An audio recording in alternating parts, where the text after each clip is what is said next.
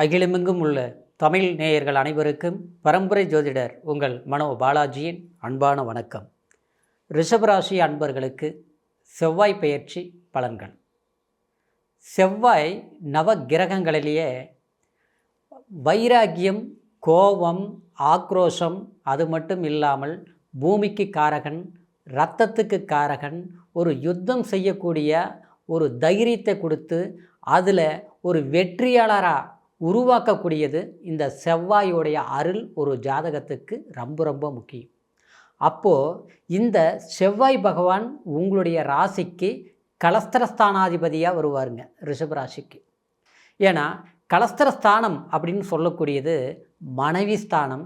அது மட்டும் இல்லாமல் ஒரு நட்பு வட்டாரங்களை இணைக்கக்கூடிய இடமும் இந்த 7ஆம் இடம்தான்.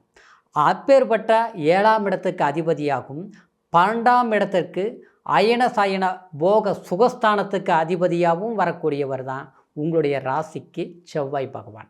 அப்போது இந்த செவ்வாய் பகவான் சமீப காலமாக பார்த்துட்டோம்னா, அதாவது உங்களுடைய ராசிக்கு 3ஆம் இடத்துல நீச்ச நிலையில் இருந்ததுனால, அதே நேரத்தில் அடுத்த காலகட்டத்தில் பார்த்துட்டோம்னா, அதாவது கேதுவோடைய தொடர்பில் இருந்ததுனாலையும் இந்த ஒரு 4-5 மாத காலகட்டமாக சொல்கிற அளவுக்கு செவ்வாயோடைய அருள் உங்களுக்கு முழுமையாக கிடைக்கல.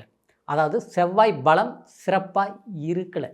அப்போது இந்த சூழ்நிலையில் உங்களுக்கு கடந்த காலத்தில் உங்களுடைய முயற்சிகள் சரியான ஒரு வளர்ச்சி பாதையை அடையிறதுக்கு சில தடைகள் ஏற்பட்டிருக்கும். மன உளைச்சல்கள் உருவாகியிருக்கும். சில நேரங்களில் பார்த்தோம்னா சகோதரன் சகோதரிகள் இவங்க மூலியத்தில் சிறு சிறு வருத்தங்களை கொடுக்கும். காரணம் என்னென்னா சகோதர காரகனும் இந்த செவ்வாய் பகவான் தான். சிலருக்கு பார்த்தோம்னா பூமி சார்ந்த விஷயங்கள் அப்படின்னா ஒரு வீடு கட்டுற விஷயமா இருக்கட்டும், அதே மாதிரி ஒரு இடம் வாங்கலாம் நினச்சி அதுக்கு அட்வான்ஸ் கொடுத்து வாங்க கிரையம் பண்ண முடியல, அது தள்ளி போயிட்டுருக்குது. ஒரு இடத்த பார்த்தேன், அதை கிரையம் பண்ண முடியல, சரியாக இடம் அமையலை. ஒரு வீடு வாங்கலாம்னு முயற்சிகள் எடுத்தேன், அதுக்கு தகுந்த மாதிரி எதுவுமே சிறப்பாக அமையலை.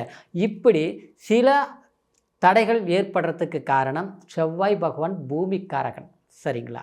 அப்போது இந்த 7ஆம் இடம்னு சொல்லக்கூடிய சிலருக்கெல்லாம் குடும்ப ரீதியிலேயே கூட சிறு சிறு மன வருத்தங்கள் உண்டாகிருக்கு. ஏதோ ஒரு சூழ்நிலையினால் கணவன் மனைவி சம்மந்தப்பட்ட, ஏன்னா குடும்ப வாழ்க்கையில் என்ன தான் நமக்கு வெளியில் 1000 பிரச்சனைகள் இருந்தாலும் வீட்டுக்குள்ளே ஒரு மன நிம்மதி சந்தோஷம் இருந்தால் தான் வெளியில் எப்பேற்பட்ட ஒரு சில பிரச்சனைகளும் தீர்க்க முடியும். அதுக்கு உண்டான ஒரு மன வலிமையோடு நம்ம ஒரு ஆரோக்கியத்தோடு செயல்பட முடியும். ஆனால் இந்த கலஸ்திர ஸ்தானாதிபதி பாதிக்கப்பட்டதுனால சிலருக்கெல்லாம் பார்த்தோம்னா தசாபுத்தியும் சரியான ஒரு சுபம் இல்லாமல் இருக்கிறவங்களுக்கு குடும்ப வாழ்க்கையிலேயே சில சங்கடங்கள் ஏற்பட்டதுனால குடும்பத்தில் சம்மந்தப்பட்ட நபர்களால், அதாவது பிரிவினைகளை சந்திக்கக்கூடிய ஒரு சூழ்நிலைகள் உண்டாயிருக்கு. அது மட்டும் கிடையாது, சில நண்பர்கள்கிட்ட சங்கடங்கள், கொடுத்த பணத்தை கேட்ட போய் பகையாயிருச்சு. எத்தனையோ வருஷங்கள் ஒன்றா இருந்தவங்க இன்றைக்கி பார்த்தா எதிரும் புதிருமாக ஆக வேண்டிய சூழ்நிலைகள் உருவாயிருச்சு. அப்படிங்கிற ஒரு நிலைப்பாடுகள் எல்லாமே ரிஷபராசி நேயர்கள் கடந்த காலத்தில் அனுபவிச்சிங்க.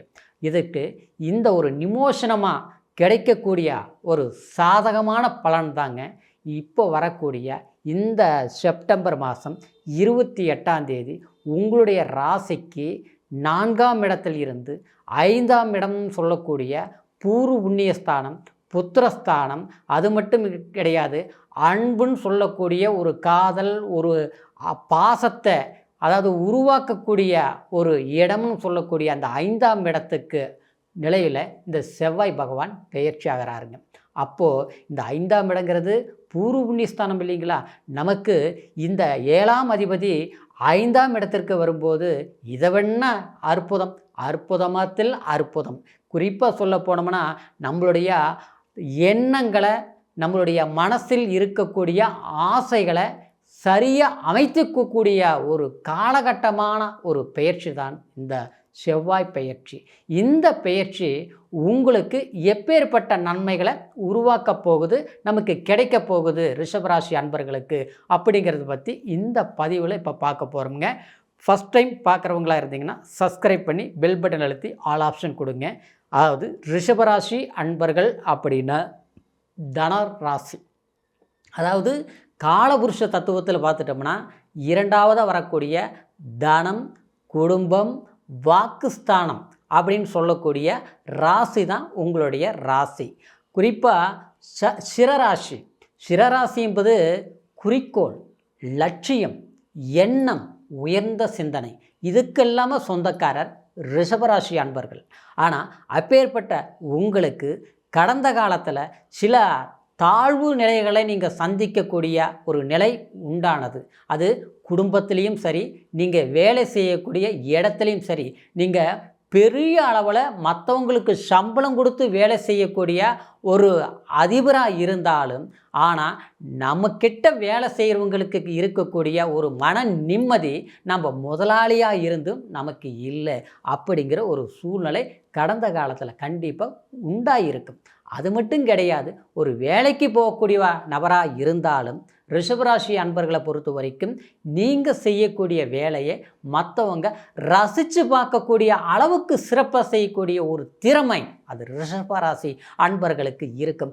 அப்பேற்பட்ட உங்களுக்கு வேலையில் சில விதமான பிரச்சனைகள் கொடுத்துருக்கு. அடுத்தவங்க செய்த தவறுக்கு நீங்கள் தவறு செய்த மாதிரி சித்தரிக்கப்பட்டிருப்பீங்க. இதனால் சிலருக்கு வேலை செய்ய பிடிக்கல, சிலருக்கு பார்த்தோம்னா வேலையை நான் இழந்துட்டேன், வேலையை தேடிட்டு இருக்கிறேன், இந்த மாதிரி ஒரு மனக்குழப்பத்தில் உண்டாகக்கூடிய ஒரு இக்கட்டான சூழ்நிலையில் சந்திச்சுட்டு இருக்கிறீங்க ரிஷபராசி நண்பர்கள். என்னன்னே தெரியல, நான் நினச்ச மாதிரி நான் சாதிக்கக்கூடிய ஒரு மனிதனாக இருந்து இப்போ எதை தொட்டாலும் சரியில்லை, எந்த முயற்சி எடுத்தாலும் முடியல, குடும்பத்தில் தேவையில்லாத சிறு சிறு சங்கடங்கள் அடுத்தவங்களாலேயே ஏற்படுது, அதனால் எங்களுடைய குடும்பத்தில் நிம்மதி போயிடுச்சு, எல்லாரும் வேணும்னு நான் உருவாக்கினேன், வேணுங்கிறதுக்காக மற்றவங்களுக்கு உதவிகள் செய்தேன், என்னுடைய சுயநலத்துக்கு நான் வாழ அப்படின்னு சொல்லக்கூடியவங்க தான் ரிஷபராசி. ஆனால் அப்பேற்பட்டவங்க மற்றவங்களுக்கு நல்லது செய்தோம், உதவி செய்தோம், உபகரணம் செய்தோம், ஆனால் கடைசியில் நமக்கே தானே நம்ம வினை வச்சுக்கிட்ட மாதிரி கெட்டவனை நம்பிட்டோமே, கெட்டவனால் இன்றைக்கி பாதிக்கப்பட்டுட்டோமே, இதுவரைக்கும் வாழ்ந்த வாழ்க்கை கடினமான வாழ்க்கை, கஷ்டப்பட்டு சம்பாரித்த பணம் எல்லாமே இழந்து நிற்கக்கூடிய ஒரு சூழ்நிலை ஆயிரமாட்டிருக்குது. இதிலிருந்து எப்படி மீண்டு வர்றதுன்னு தெரியல. இன்றைக்கி இளமையாக இருக்கிற போது கூட எல்லா பிரச்சனைகளும் நான் சமாளிச்சுட்டேன், இன்றைக்கி அந்த இளமையில் இருந்து இன்றைக்கி குடும்பத்துக்கு தேவையானதை எல்லாமே உருவாக்கி வச்சுருக்கணும், ஆனால் பார்த்தா அன்றைக்கி அசால்ட்டாக இருந்தும் சம்பாரித்தோம், இன்றைக்கி பார்த்தோம்னா பொறுப்பாக இருக்கிறோம், ஆனால் எதுவுமே கைகூடி வர மாட்டேங்குது அப்படிங்கிற ஒரு நிலை. குறிப்பாக சொல்ல போனோம்னா 4 பேருக்கு நல்லது செஞ்சதுக்கு நமக்கு ஏன் இவ்வளோ ஒரு மன கஷ்டங்களை உண்டாக்கிட்டு இருக்கிறாங்க. எந்த பக்கம் திரும்பின பக்கமெல்லாம் பார்த்தோம்னா ஏதோ ஒரு பிரச்சனை வந்துட்டே தான் இருக்குது. ஒரு பிரச்சனை சால்வ் பண்ணால் இன்னொரு பிரச்சனைகள் வருது. இது இப்படியே போச்சுன்னா இது எப்படிங்க என்னங்க செய்கிறதுங்கிற அளவுக்கு சரியான தூக்கம் இல்லை. எந்த விஷயத்தை எடுத்தாலும் அதில் பார்த்தா நெருக்கடிகள் உண்டாகிட்டு இருக்குது. குடும்பத்தில் தனமுங்கிறது ரொம்ப குறைஞ்சி போச்சு. உடம்புல ஒரு ஆரோக்கியம் மாதிரி ஒரு தெம்பாக இல்லை. நினச்சோம்னா ஒரு காரியத்தை முடிக்காமல் விட மாட்டீங்க. ரிஷபராசி அன்பர்கள்லாம் அப்படி தான், செய்யணுமா செஞ்சிருவீங்க, போயிட்டு வரணுமா போயிட்டு வந்துடுவீங்க, யாரை பற்றி கவலை இல்லை, என் மனசுக்கு இது சரின்னு படுது செஞ்சு முடிச்சுட்டேன் அப்படிங்கிற ஒரு நிலை ரிஷபராசி அன்பர்களுக்கு இருந்தது. ஆனால் கலைத்துறை மட்டும் கிடையாதுங்க, விவசாயம் மட்டும் கிடையாதுங்க, ரியல் எஸ்டேட்டு மட்டும் கிடையாதுங்க, வண்டி வாகனம் ஆடம்பர லக்ஸரி குடுக்கல் வாங்கல் இருந்து தனம் செல்வாக்கு மிக்க அரசியல் அரசாங்க பவர் மிக்க எல்லா துறைகளிலும் செழிப்போடு செயல்படக்கூடியவங்க தான் ரிஷபராசி அன்பர்கள். ஆனால் இன்றைக்கி பார்த்தோம்னா செயலிழந்ததுங்கிறத எல்லாம் இருக்குது, ஆனால் சரியாக அமையலை, எதுவுமே பயன்படுத்திக்க முடிய மாட்டேங்குது. நம்மளால் மற்றவங்களுக்கு நன்மைகள் நடக்குது, ஆனால் நமக்கு எதுவும் சரியாக அமைய மாட்டேங்குது. அப்படிங்கிற ஒரு சூழ்நிலையில் இருக்கக்கூடிய உங்களுக்கு கண்டிப்பாக 5ஆம் இடத்தில் இருக்கக்கூடிய செவ்வாய் பகவானுடைய பெயர்ச்சி செப்டம்பர் மாதம் 12ஆம் தேதி வரைக்குமே உங்களுடைய வாழ்க்கையில் நீங்கள் எதிர்பார்க்கக்கூடிய ஒரு திருப்பு முனைகளை சிறப்பான ஒரு அமைப்புகளாக உங்களுக்கு செயல்பட போகுது இந்த செவ்வாய் பகவானுடையது. அப்போது குடும்பத்தில் சந்தோஷம், அதாவது சிலர் மேலே வைத்த பாசத்தினால் ஏமாற்றப்பட்ட நம்பிக்கை துரோகத்துக்கு தகுந்த மாதிரி உங்களுடைய உணர்வுகளை புரிஞ்சிக்கக்கூடிய சந்தர்ப்பங்கள் உருவாக போகுது. அது மட்டும் கிடையாதுங்க, வேலையில் ஒரு அற்புதமான ஒரு மாற்றங்கள், சிறப்பான யோகத்தை தேடி வரக்கூடிய அதிர்ஷ்ட யோகம் தேவதைகளை நீங்கள் நிச்சயமாக அடையக்கூடிய ஒரு சந்தர்ப்பங்களாக இந்த செவ்வாய் பயிற்சி இருக்க போகுதுங்க. அதனால் கடினமான முயற்சிகள் எடுங்க. அற்புதமான வளர்ச்சி ரிஷபராசி அன்பர்களுக்கு ஏற்பட போவதில்லை. எந்தவித மாற்று கருத்தும் கிடையாதுங்க. ஆக மொத்தத்தில் அற்புதமான செவ்வாய் பயிற்சி. இப்போ நான் சொன்னது கோச்சார அடிப்படையில் நான் சொன்ன பலன். இருந்தாலும் பிறப்பு ஜனன ஜாதகத்தை ஒரு முறை நீங்கள் பார்த்துக்குங்க. ஏன்னா ஜனன ஜாதகத்தில் செவ்வாயுடைய பலம் என்ன, அது என்ன திசை நடக்குது, என்ன புத்தி நடக்குது, என்ன அந்தரம் நடக்குது அப்படிங்கிறது பிறப்பு ஜனன ஜாதகத்தில் தான் நம்ம தெரிஞ்சுக்க முடியுங்க. உங்களுடைய ஜனன ஜாதகத்தை நம்மக்கிட்ட பார்க்கணும்னு நீங்கள் விரும்புனீங்கன்னா கீழே இருக்கிற நம்பருக்கு ஃபோன் பண்ணி உங்களுடைய date of birth, time, place மூணையும் தெரியப்படுத்தி முழுமையான பலன்களை தெரிஞ்சுக்கிட்டு ரிஷபராசி அன்பர்களே உங்களுடைய எதிர்காலத்தை நீங்கள் தீர்மானம் செய்யுங்க.